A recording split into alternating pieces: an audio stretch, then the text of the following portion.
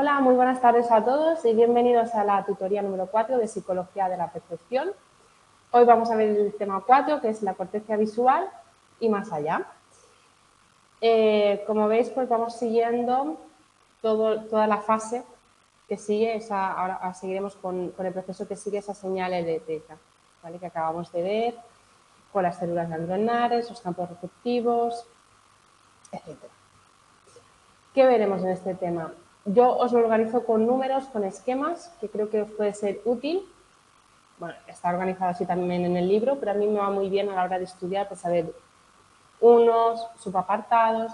Yo lo pongo así, por si os es útil, y es el esquema que he seguido también para preparar las presentaciones. Entonces, vamos a empezar a ver, como sabemos, la imagen, la señal eléctrica acaba en una parte del cerebro, que es la corteza visual, que después nuestro cerebro va a interpretar esa imagen. Eso sería completar el proceso de la percepción. Veremos cuál es el camino de la retina hacia la corteza visual, ese camino por el cerebro, y veremos diferentes campos receptivos de las neuronas en la corteza visual, ¿vale? Seguiremos con estos campos receptivos que hemos visto en el último apartado del tema 3. Después pasamos a la función de los detectores de las características en la percepción. Veremos el fenómeno de adaptación selectiva y el de crianza selectiva. Después pasaremos al tercer apartado, que es la organización espacial en la corteza visual. Veremos el mapa neural de la corteza striada, de la visual 1, primaria. La corteza, veremos también la organización que tiene, organización en columnas, y cómo las neuronas y las columnas de esta aura visual primaria subyacen a la percepción de una escena. El cuarto apartado es más allá de la corteza visual. Veremos que actúan dos vías de información, la vía dorsal o la vía sobre el qué y el dónde, y las vías de información sobre el qué y el cómo. Veremos las diferencias entre estas dos vías y también veremos que también interactúan entre ellas. Y finalmente acabaremos con las neuronas de nivel superior. Veremos cómo responden las neuronas en la corteza inferotemporal, un área muy importante para el reconocimiento, por ejemplo, de caras. Y también dónde la percepción y la memoria se encuentran. Vale, si nos podéis confirmar si se escucha bien o si escucháis algún ruido de fondo.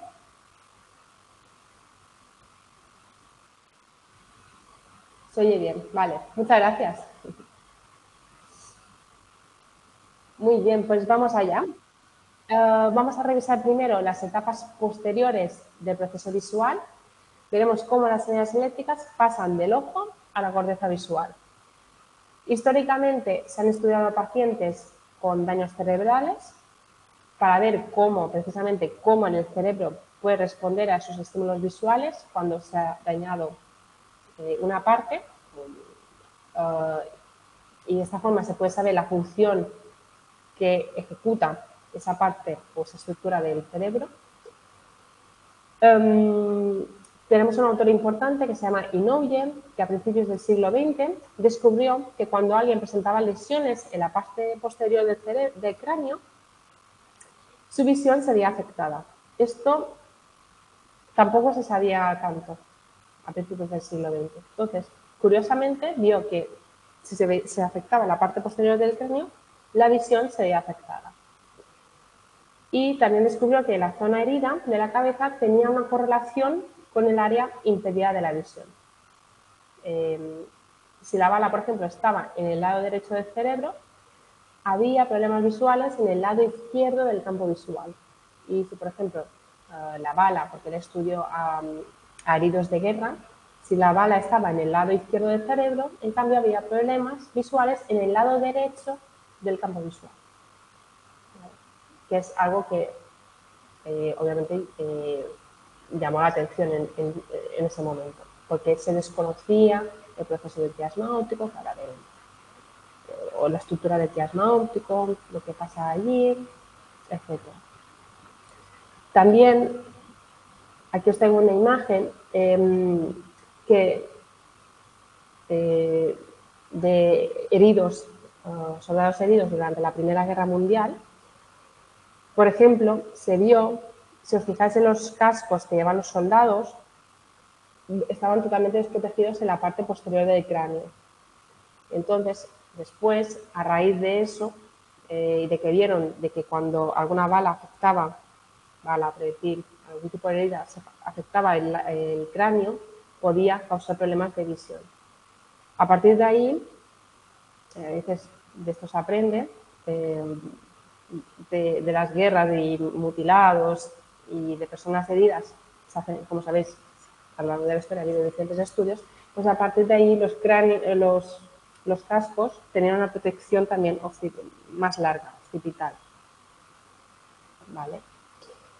Solo para, bueno, esta imagen creo que es representativa, ¿no? Veis ahí que tener, pues, el soldado tener la parte posterior desprotegida.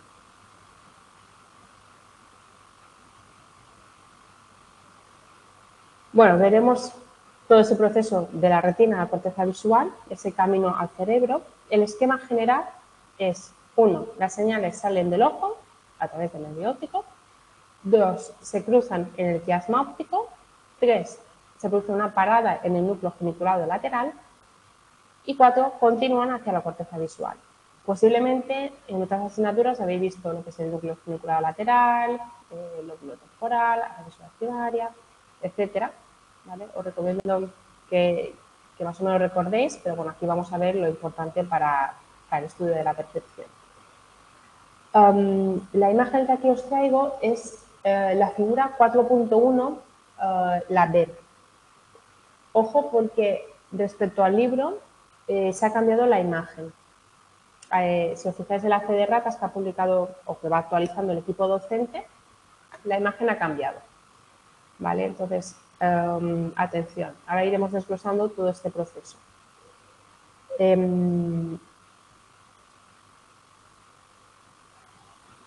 Entonces, os recomiendo que lo actualicéis, lo optimáis, o lo tengáis presente, que la figura es diferente.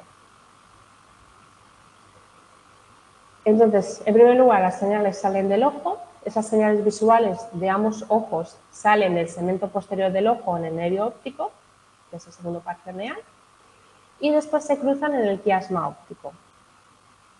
¿Vale? Justo aquí. Esto es el quiasma óptico. Esta zona de aquí. Algunas fibras cruzan al lado del cerebro opuesto al ojo al que provienen, ¿vale? Se produce ese cruce, y todas las fibras correspondientes al campo visual derecho, independientemente del ojo, si provienen del ojo derecho o del ojo izquierdo, terminan en el lado izquierdo del cerebro. Y todas las fibras correspondientes al campo visual izquierdo, independientemente del ojo, terminan en el lado derecho del cerebro. ¿Vale? No obstante, son algunas las fibras que acaban cruzando al lado del cerebro opuesto al ojo que interviene. Aquí tenéis que diferenciar lo que son las fibras y lo que son los campos visuales. ¿Vale? Y cada hemisferio del cerebro responde al lado contralateral del campo visual. Tened en cuenta que los dos ojos pueden ver los dos campos visuales. Por ejemplo, si cerramos el ojo izquierdo, podemos ver el campo visual, y si cerramos un ojo, vemos el otro campo visual. O sea, los dos ojos son capaces de ver los dos campos visuales. ¿Vale? Y eso se ve fácilmente si cerramos un ojo, no dejamos de ver ese hemicampo visual. ¿Vale? El tercer paso es esa parada que se produce en el núcleo geniculado lateral. El 90% de la señal alcanza el núcleo geniculado lateral, que está situado en el tálamo de cada hemisferio. El tálamo, como sabéis, es un punto de transmisión, no solo de la señal de visión, sino también de para otros sentidos. Y estas neuronas del núcleo geniculado lateral también tienen una organización de centro-periferia, igual que la de los campos receptivos que hemos visto de las células neuronales en el tema 3. Centro-periferia, que pueden tener áreas excitatorias y áreas inhibitorias. Esta función del núcleo geniculado lateral es básicamente la regulación de la información neural desde la retina a la corteza, ¿vale? Puede actuar como una manera de filtro, así decirlo, de esa señal que se transduce, pero también de retroalimentación, ya que también recibe, y se ha visto que recibe más señales de la corteza que de la retina. Entonces, en ese proceso de feedback, de retroalimentación, vemos que no solo la señal pasa de retina, núcleo funicular lateral, corteza, sino también de la corteza para atrás. De la corteza también se envían señales visuales al núcleo funicular lateral. Eso es lo que significa la retroalimentación. El 10% viajan a los folículos superiores en lugar del núcleo funicular lateral, pero la mayoría, el 90%, viajan o hacen una parada en este núcleo funicular lateral. Estos folículos superiores son las estructuras encargadas o relacionadas con los movimientos oculares. Y después la señal continúa hacia la corteza visual, desde este núcleo funicular lateral hacia el lóbulo occipital, en concreto a la corteza visual primaria, que también se conoce como la corteza striatia o área VV.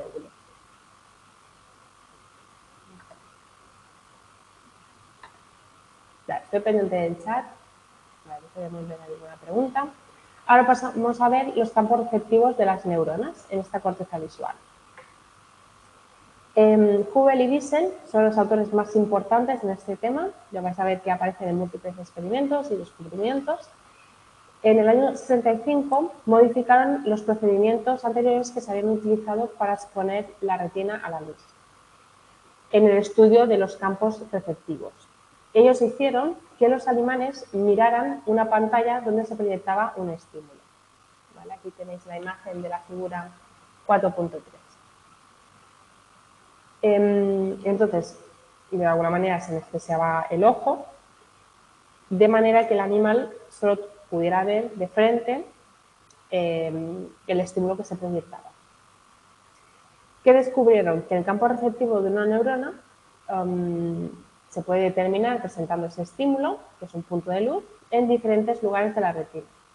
Y con ello vieron que había áreas que no producen ninguna respuesta, hay áreas que producen una respuesta excitatoria y hay áreas que producen en cambio una respuesta inhibitoria. Entonces, aquí que lo que estamos viendo que se está vinculando, si recordáis el tema 1, lo que se está vinculando es estímulo, respuesta fisiológica o fisiología. Y el campo receptivo siempre está en la superficie del receptor, en este caso en la retina. Por ejemplo, para el sentido del táctil, pues está en la piel. ¿Vale? Es una punta.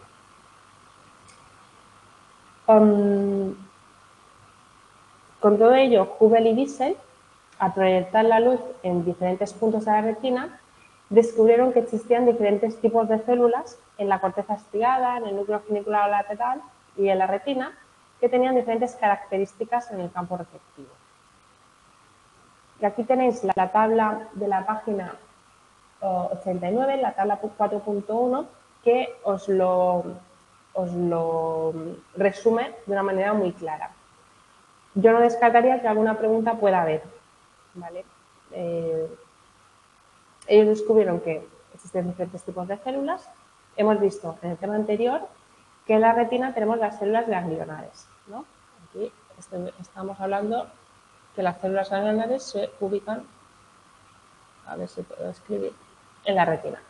Estas células ganglionares se caracterizan porque tienen ese campo receptivo de centro-periferia, que puede tener excitatorio y inhibitorio, y sobre todo responden mejor a unos puntos pequeños, estímulos pequeños. En cambio, las células geniculada lateral, que como su nombre indica están situadas en el núcleo geniculado lateral, NGL, son muy parecidas, tienen un campo receptivo centro-periferia muy similar a las anteriores, a las células ganglionares que se sitúan en la retina. Pero después, en lo que es la corteza, descubrieron que habían diferentes tipos de células. ¿Vale? Existían las células corticales simples, las células corticales complejas y las células corticales con inhibición final, con diferencias en su campo receptivo. Las primeras, las corticales simples, tenían áreas excitatorias e inhibitorias adyacentes. Eso significa que estaban una al lado de la otra. Como tenéis en la figura de la página 87, figura 4.4, la A, ¿vale? Eso significa que están adyacentes. Y se vio que esas células responden mejor a líneas con una orientación determinada. Esta relación entre orientación y que responden y tienen una tasa de disparo se indica en una curva de ajuste a la orientación, ¿vale? Que es lo que tenéis en la figura de la 4.4, la D, esa curva de ajuste a la orientación, ¿vale? Que es la curva de ajuste de la orientación de la neurona que tiene diferentes características en el campo receptivo. Tiene diferentes características en el campo receptivo y que responde a líneas con diferentes orientaciones. Después tenemos las células corticales complejas, que responden mejor al movimiento de una línea orientada de forma adecuada a través de su campo receptivo y además a una dirección específica de ese movimiento. Entonces, importante, las ganglionares hemos visto, para recapitular, puntos pequeños, genicular lateral muy similares a los anteriores, corticales simples, líneas con una orientación determinada, ¿vale? Quedaos con eso. Puntos, líneas, ¿vale? Os lo digo para estudiar.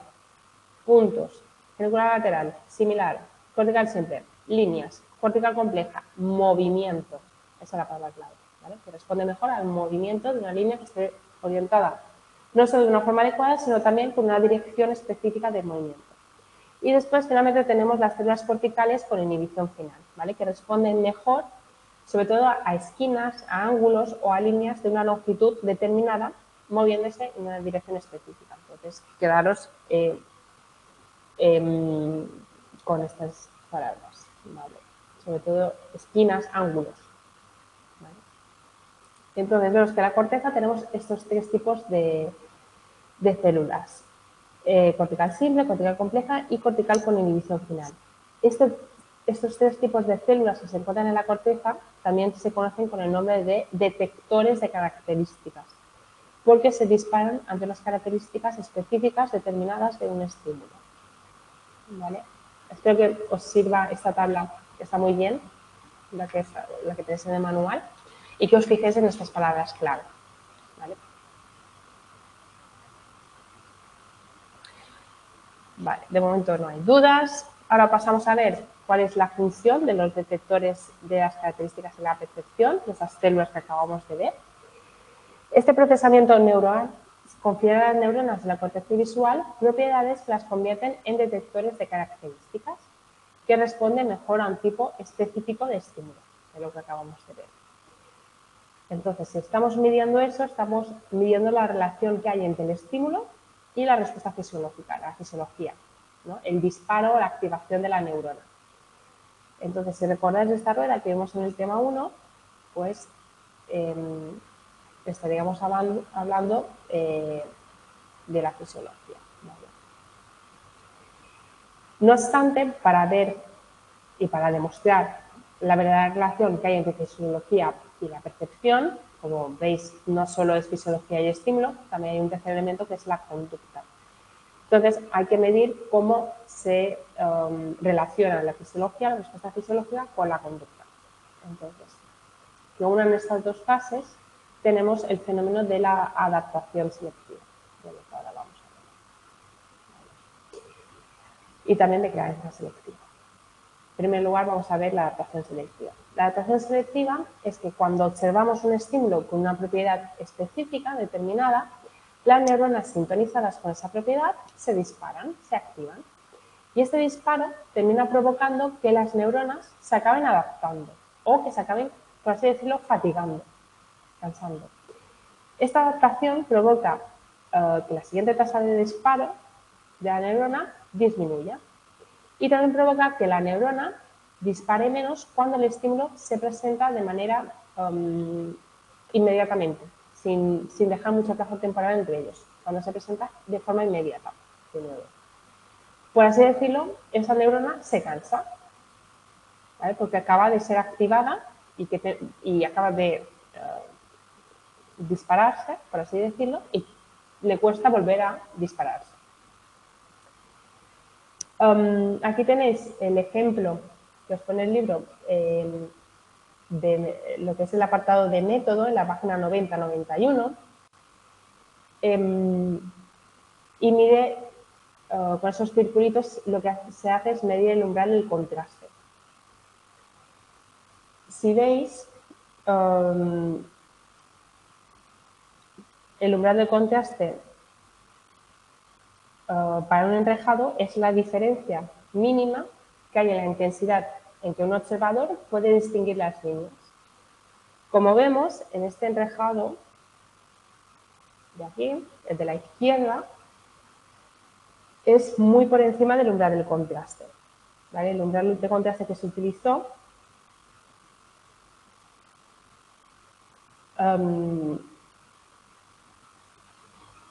bueno, los del medio tienen ese menos contraste y después el umbral de contraste que se utilizó era este de aquí, ¿vale? Entonces vemos que obviamente si hay que detectar ese umbral de contraste, que lo vimos también con el ejemplo de los enrejados en el tema 1, es mucho más fácil desde la izquierda que de la derecha.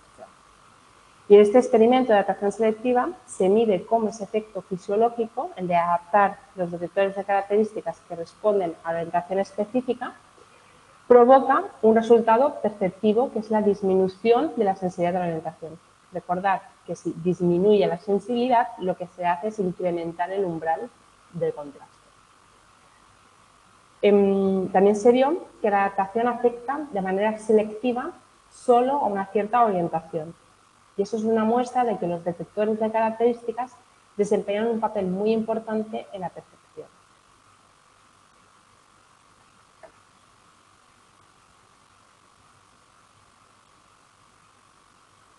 Vale, ahora pasamos al fenómeno de la crianza selectiva, que a priori parece que es contrario a la adaptación selectiva que acabamos de ver. En este proceso de crianza selectiva, vemos que las propiedades de respuesta de las neuronas pueden ser moldeadas por la experiencia selectiva. Por ejemplo, para estudiar este fenómeno, podéis ver la figura 4.11 de la página 92. Lo que se hacía era criar a un animal en un entorno que contenía solo líneas verticales. Entonces, pensaban que eso debería resultar en que las células simples solo puedan responder a esas líneas verticales porque no conocen otros tipos de líneas. Y porque las neuronas que responden a unas orientaciones que no están presentes, como tal, no pueden estar activas, así que pierden esa capacidad de respuesta. Este fenómeno de crianza selectiva deriva de la neuroplasticidad o plasticidad dependiente de la experiencia, que seguro que habéis estudiado en otras asignaturas, y a priori parece que es un efecto contrario a la adaptación selectiva, ¿no? La respuesta es que el fenómeno de adaptación selectiva que acabamos de ver es un fenómeno que se produce solo a corto plazo, en el cual se produce la fatiga de la neurona. En cambio, la crianza selectiva es un efecto a largo plazo. Y aquí tenemos el experimento clásico de Blackmore y Cooper con gatitos, el de la página 92. Aquí tenemos que el sujeto de estudio fue criado en un entorno vertical, ¿vale? Como vemos en la figura. Tiene muchas neuronas que responden mejor a estímulos verticales o casi verticales, pero ninguna que responda a estímulos horizontales. En este caso, las neuronas que responden a orientaciones horizontales parecen haber desaparecido por la falta de uso. Y se encontró el resultado opuesto en los gatos que estaban criados en entornos horizontales. Eso es una prueba de que los detectores de características están involucrados en esa percepción de la orientación. Y después tenemos el efecto también que hemos visto en el tema 1, que vimos el efecto oblicuo, en el cual las personas decidimos mejor, si recordáis, las líneas verticales y horizontales que las líneas oblicuas. Y la razón es porque las líneas horizontales y verticales son más comunes en nuestro entorno que las oblicuas. ¿vale? Vendría explicado por este fenómeno. Vale. No creo que no hay dudas.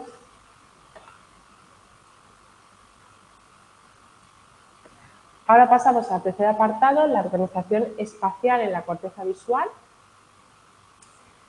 Los objetos que vemos están organizados a lo largo de nuestro campo visual. Cuando observamos una escena, vemos que los objetos están colocados, están organizados. Y esta organización de los objetos en el espacio visual se transforma en una organización en el ojo cuando se crea una imagen de la escena en la retina.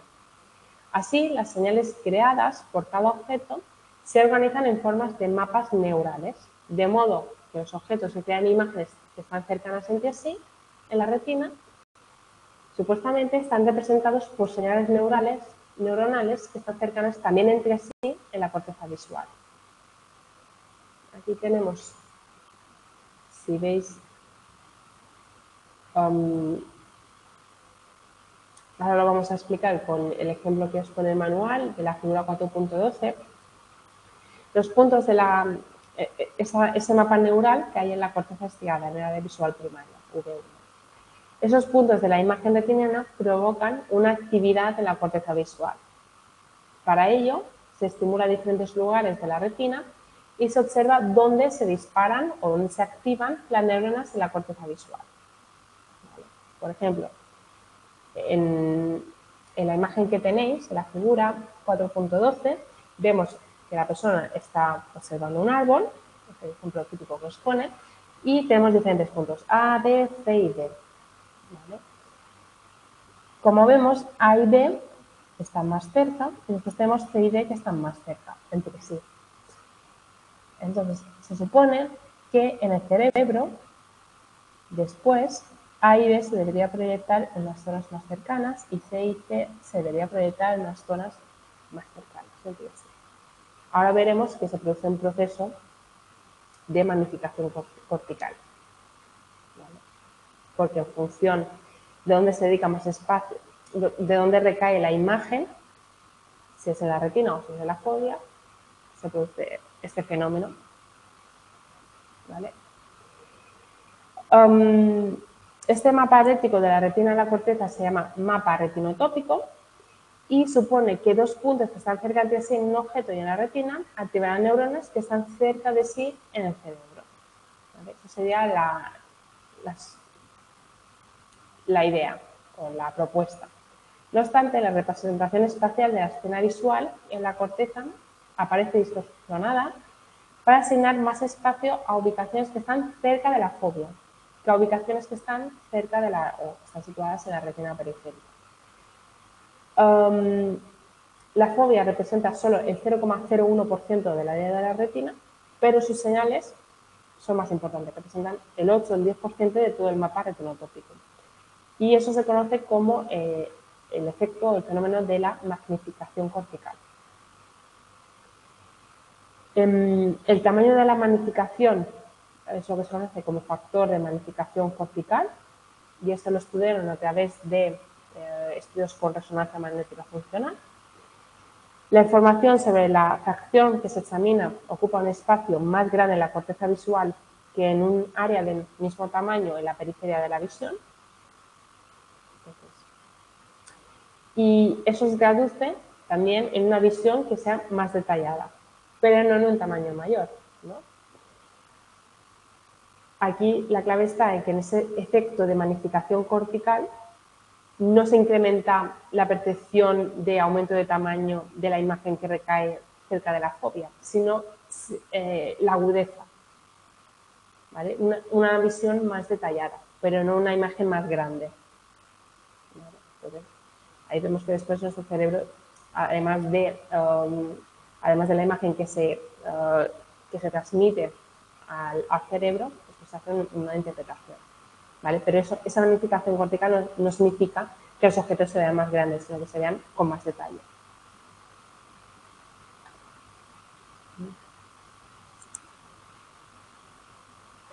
Ahora pasamos a ver la organización de la corteza. Hubel y Wiesel, que son los autores, como vemos, más importantes, realizaron experimentos en los que registraron las neuronas que encontraron al introducir unos electrodos en la corteza de manera perpendicular en la corteza visual. Ellos concluyeron que la corteza estriada está organizada en unas columnas de localización perpendiculares a la superficie de la misma y que estas columnas de localización, que son perpendiculares a la misma, tienen 1 milímetro de tamaño. Tenemos, si vais a la figura 4.19, lo que vemos en color lila sería la columna de localización, ¿vale? Y estas columnas se sitúan de manera perpendicular a la superficie de la corteza estriada, ¿vale? Ahí tenemos el ejemplo de A y de B, ¿vale? De manera perpendicular a la superficie, ¿vale? Y eso sería la columna de localización.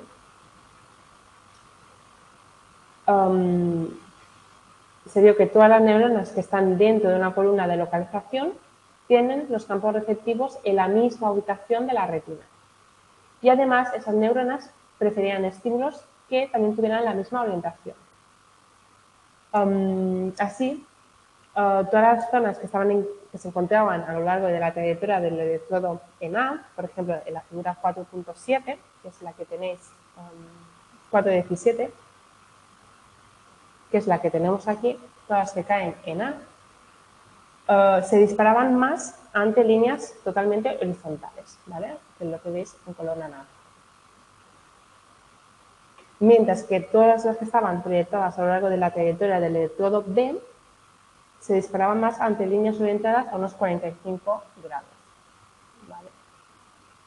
No me sale bien, pero bueno, más oblicuas, ¿vale? 45 grados, más regular, ¿vale? Pero eso es un ejemplo de cómo se organizan esas columnas de orientación. Así que se vio que la corteza está también organizada no solo con columnas de localización, sino también que esas columnas de localización contienen columnas de orientación.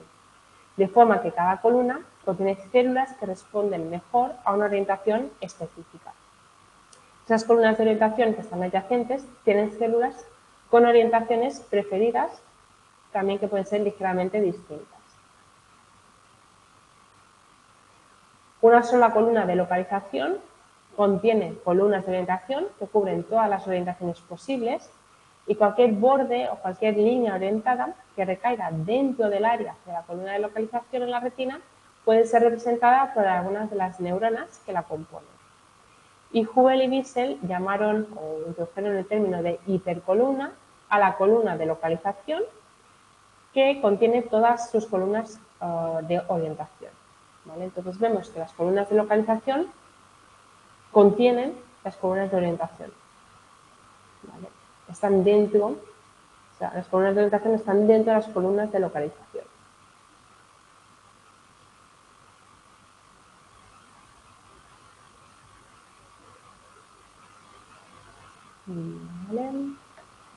Vale, de momento no veo dudas.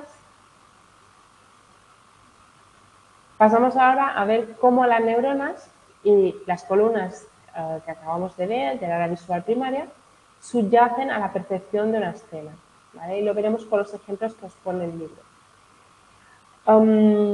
Primero tenemos, por ejemplo, la imagen de un bosque, ¿vale? Es un ejemplo que os pone el libro.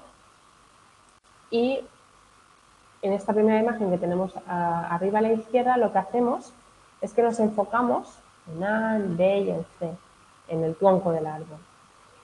En esta segunda figura se muestra cómo la imagen del tronco se proyecta en la retina. Y cada círculo representa el área que está ocupada por una columna de orientación. ¿Vale? Aquí vemos A, B y C. Estas columnas de localización contienen un grupo completo de columnas de orientación. Y en este caso se activarán neuronas en las columnas de orientación de 90 grados, porque como vemos en una línea recta. Entonces, las que están columnas de orientación a 90 grados son las que en este caso se activarían ante esta imagen. Es lo que vemos en color naranja, ¿vale? Esas columnas de orientación que están situadas dentro de las columnas de localización. Y cada círculo, como vemos en la imagen de abajo, representa un área que envía información a una columna de localización. Y juntas, como hemos visto, las columnas de localización son de 1 milímetro de grosor, y juntas forman lo que se conoce como teslado. Vale. Entonces, como vemos, el proceso de percepción es mucho más complejo de lo que aparentemente parece, ¿no? Ahora vamos a ver, o vamos a ir más allá de la corteza visual. Tras ser procesada en la corteza estriada, en la área visual primaria, la señal visual continúa hacia otras áreas visuales en el lóbulo occipital, que son conocidas como áreas de corteza extraestriada, porque está fuera de la corteza estriada, ¿vale? Estas áreas visuales 2, 3, 4 y 5. Los tamaños de los campos receptivos van aumentando de manera gradual a medida que pasan del área visual primaria a áreas extraestriadas, pero de nivel superior. Y esta representación de la escena visual se va construyendo a medida que recorremos esa jerarquía de la corteza estriada y se va agregando cada vez más aspectos de la escena visual y la escena visual se vuelve más compleja. Ahora pasaremos a ver las diferentes vías de información sobre el qué y sobre el dónde. ¿Vale? Ungerleider y Miskin en el 82 utilizaron la técnica de ablación. Ablación es causar una lesión cerebral para determinar cuál es la función de un área específica del cerebro. Por así decirlo, si un cerebro sano puede hacer todas las funciones, si yo extirpo o lesiono un área determinada del cerebro, quizás pueda saber cuál es la función que realiza esa área, porque el sujeto es incapaz de realizar esa función. ¿Vale? Ellos presentaron tareas de discriminación de objetos y de discriminación espacial a monos. Y descubrieron con sus experimentos, los tenéis descritos en la página 100, les he explicado ahí los diferentes experimentos, concluyeron que hay una vía que conduce desde la corteza estriada hasta el lóbulo temporal. Esta vía es importante para la identificación del objeto. Es la vía conocida como la vía del qué. ¿Qué es el objeto? Identificación. Vale. Y se vio que el lóbulo temporal es el responsable de determinar la identidad de un objeto. ¿Vale? Cuando se lesionaba el lóbulo temporal, el mono no era capaz de identificar el objeto, ¿vale? O de discriminar la identidad del objeto, ¿vale? Después de eso se trabajó en personas y ya hablamos de identidad, pero bueno, adaptado a monos, ¿vale? Leed el experimento porque está bien que lo leáis, ¿vale? Para comprenderlo mejor. Esta vía también se conoce como vía ventral, ¿vale? Por su posición en el cerebro. Después tenemos otra vía, ¿vale? Descubrieron una segunda vía que es la vía que conduce al lóbulo parietal, que es la vía del dónde. Y es la responsable de determinar la localización de un objeto. Entonces se vio que si se lesionaba o se extirpaba el lóbulo parietal, el mono fallaba en la tarea de discriminación espacial. Entonces se dedujo que el lóbulo parietal era importante o responsable para determinar la localización de un objeto. Y esta vía también recibe el nombre de vía dorsal. ¿Vale? Entonces, importantes esas diferencias de las vías. Puede que también, importante para el examen, que entendáis bien esas diferencias, vía del qué, identidad, central, temporal, y vía del dónde, lóbulo parietal, localización, vía dorsal. ¿Vale? Ir relacionando esos conceptos que os puede ayudar para el estudio. Esas propiedades de las vías ventral y dorsal se establecen por medio de dos tipos de células ganglionares que están en la retina, que transmiten señales a diferentes capas del núcleo funicular lateral. ¿Vale? Eso el manual lo pone como un apunte y no entra dentro de esos dos tipos de células ganglionares, os lo dejo aquí, ¿vale? pero es verdad que no entra en ello. Lo importante, sobre todo, es que la vía ventral y dorsal, aunque aparentemente parecen que hacen funciones muy separadas, realmente no están totalmente separadas, sino que hay señales que no solo avanzan desde el lóbulo occipital hacia los lóbulos parietal y temporal, sino que también se ve que retroceden. Entonces se produce una retroalimentación. Hay un flujo de información, también de centros superiores, hacia las señales ascendentes que entran en la misma. Entonces, ambas vías al final también confluyen o se intercambian información, ¿vale? Para completar todo el sentido de percepción visual. Vale, que de momento no hay dudas que comenten. Seguimos, vamos a ver ahora las vías de información sobre el qué y el cómo. Hemos visto el qué y el dónde, ¿no? Identificación y localización. Pasamos al qué y al cómo. Para ello, Milner y Woodley, en el 95, hace escasamente 30 años, proponen que la vía dorsal también sirve para realizar una acción. Esta vía dorsal, ¿vale? La vía del dónde, también proporciona información sobre cómo llevar a cabo una acción respecto a un estímulo. Ellos hicieron pruebas con estudios de disociaciones dobles. Estos estudios se ven o se comparan las funciones que realizan en unas tareas determinadas dos personas que tienen daños cerebrales en diferentes áreas. Y nos permite saber qué diferencia hay entre ambos en su ejecución de esas tareas. Y se vio que lo que es reconocer los objetos y localizarlos son dos funciones independientes, ¿vale? Hay sujetos que eran capaces de reconocer objetos, pero no de localizarlos, y otros eran capaces de localizarlos, pero no de reconocerlos. Entonces, se vio que esas dos funciones eran independientes. Y eso se corrobora si comparamos dos pacientes con daños cerebrales distintos. También las tareas que acabamos de ver de los monos, pues sería un ejemplo. O el ejemplo que expone el libro en la tabla 4.2 de disociación doble. Por ejemplo, Alice no puede nombrar objetos, pero sí puede determinar la ubicación de un objeto. Entonces, como vemos, Alice tiene un problema de identificación, ¿no? La vía del qué. Se ha lesionado, tenía lesión en el lóbulo temporal. ¿Vale? Entonces fallaba en la identificación. En cambio, Bert tenía lesiones en el lóbulo parietal. ¿Vale? Está afectada la vía dorsal. ¿Vale? De dónde. Identificaba bien, podía nombrar los objetos, pero no podía determinar la ubicación del objeto. Entonces tenía problemas de localización, ¿vale? Porque estaba dañado el lóbulo parietal. Y de esta forma se puede saber qué funciones realizan esas áreas del cerebro. También hay una prueba que se realizó con un paciente con las siglas de F. Esta paciente tenía lesiones en la vía ventral, en la del qué, y se hicieron diferentes estudios y se le pidieron diferentes tareas para participación en el estudio, y se vio que existe un mecanismo para juzgar la orientación y otro para coordinar la visión con la acción.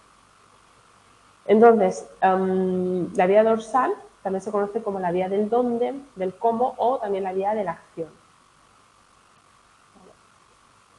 Entonces, vía dorsal es la vía del dónde, también la vía del cómo o la vía de la acción. Y eso es una muestra de que percepción y acción pueden funcionar a través de mecanismos diferentes. ¿Vale? Fue un estudio que se ha realizado con pacientes con daños cerebrales o en el caso de la paciente de F, bueno, os explica todo el caso. Os recomiendo que lo leáis.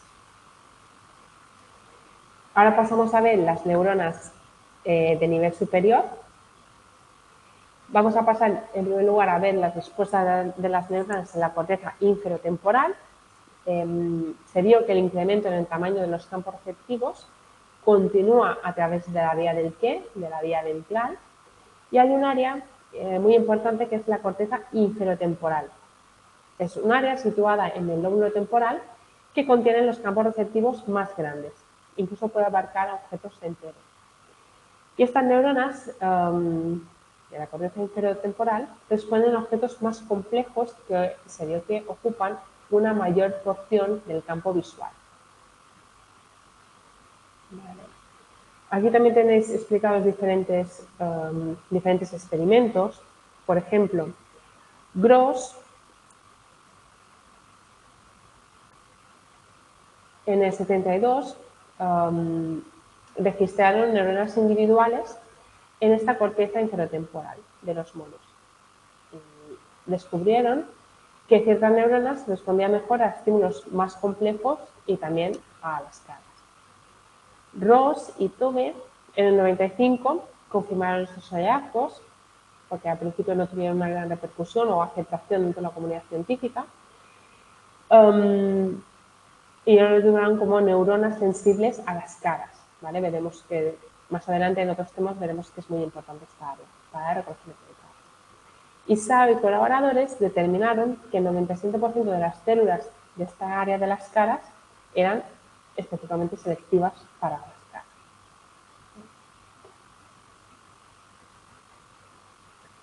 Y ahora veremos el último apartado. Os recomiendo que leáis los ejemplos que os pone. Veremos dónde la percepción y la memoria se encuentran. Vemos que algunas de las señales que salen de esta corteza inferotemporal, muy importante para la identificación de las caras, acaban alcanzando estructuras en el lóbulo temporal medial. Este lóbulo temporal medial es muy importante, sobre todo para la memoria, ¿vale? Como son las estructuras de la corteza hipocampal, la corteza entorrinal o el hipocampo, ¿vale? Sobre todo el hipocampo. Imagino que en la asignatura de psicología de la memoria haber pasado estas estructuras. Y Gelbart y Said y colaboradores vieron que las neuronas que se sitúan en este lóbulo temporal medial responden a objetos o eventos específicos que también pueden estar involucradas en el recuerdo de estos objetos o de estos eventos específicos. Entonces vemos cómo percepción y memoria se enlazan, ¿vale? se encuentran. Y con ello seguiremos en el próximo tema.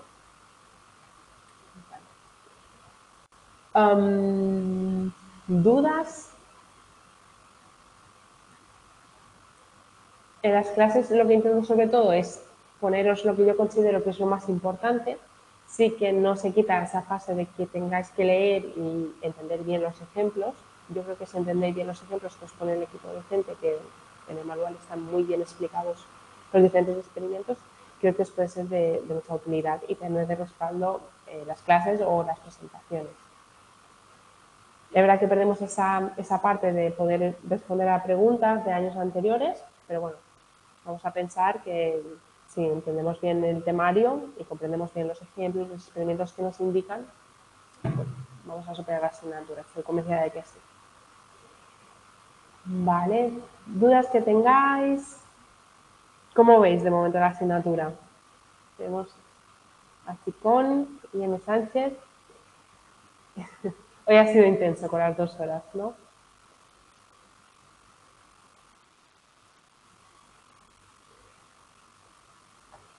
¿Os parece complicado de momento? Hay materia para estudiar. Creo que sí, hay que sentarse, concentrarse, leer bien el temario, pero una vez que se comprende, creo que lo podéis superar, seguro que sí. Ahora, en la siguiente tutoría veremos el tema 5, que es la percepción de objetos y de escenas. Veremos un poco esa organización perceptiva, el reconocimiento de los objetos, la percepción de las escenas. Y también su relación con la actividad neural. Y después la siguiente tutoría, creo que es la tutoría 6, ya lo voy a revisar en el planning que tenemos, en el plan de acción tutorial.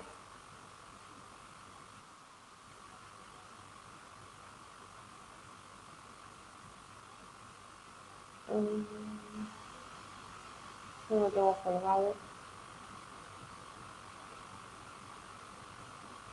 Lo tengo colgado en el campus, no lo tengo aquí. Pero creo que es la tutoría. Ah, aquí lo tengo. El 21 de marzo hacemos la clase dedicada a la PEC. Vale. Una pregunta sobre la fe de ratas. Vi que habían pasado correos con erratas, pero está hecha una compilación de las erratas ya en el curso. Sí, hay un documento, y ahora que tenemos unos minutitos para terminar, lo podemos repasar. Os compartiré la pantalla. Voy al Moodle. Un segundito, café. Y os comparto la pantalla.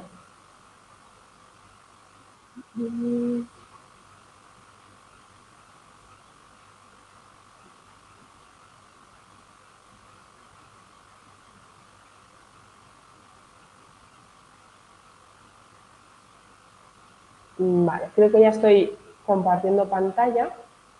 Este es el Moodle. Es verdad que antes lo tenían puesto, creo, estaba en la información general, y ayer lo intentaba ver y me costó ver dónde estaba el documento de ratas. Está. Sí que vi que en el foro alguien había compartido el enlace. Creo que estaba aquí en foro de consultas. Por suerte alguien preguntó y me fue de ayuda. Vale, aquí tenéis enlace al documento, está en la página principal, justo encima de la imagen con la portada del manual. Bueno, tenéis aquí el documento. Vale. Ahora intento a ver si lo veo. Y aquí está la imagen que os he comentado de la página 85 que se ha cambiado. Vale. El último es del 24 de marzo.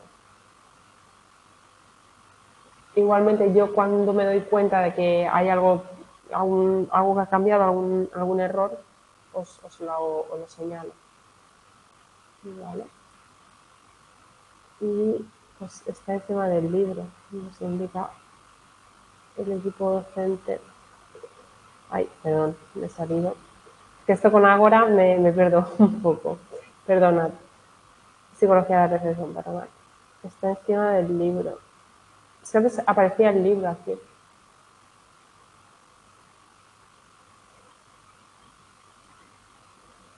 Vale, es que la imagen que tú ya has usado es la... Sí, exacto. Yo ayer ya puse la correcta.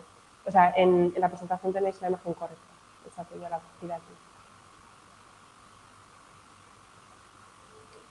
Y también, os lo puedo compartir, tenéis la información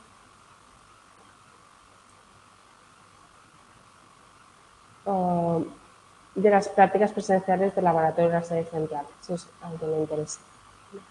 Ah, vale, cuando bajas te sale el libro y la fe de ratas. Ah, por eso no me pareció. Vale. Hay que clicar, ¿vale? Cuando despliegas, aparece la fe de ratas encima del libro. Es que ahora con ahora vamos un poco despistados, yo creo todos, ¿vale? Aquí tenéis el enlace al documento. Vale. Igualmente en el foro lo había puesto el equipo docente. Y bueno, tenéis las instrucciones para las prácticas presenciales.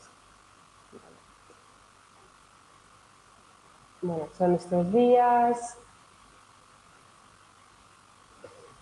hay 2 semanas, en diferentes turnos y hay algunas ayudas económicas que hay que hacer el proceso.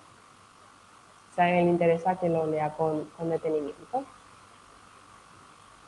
Vale, dejo compartir. Muy bien, pues si os parece bien dejamos aquí la tutoría de hoy. Nos vemos la semana que viene, eso sí. Tutoría número 5, vamos con el tema 5, ¿vale? Venga, mucho ánimo con el estudio. Cualquier duda estoy disponible a través del correo, ¿vale? Un abrazo. Hasta luego. Buen fin de.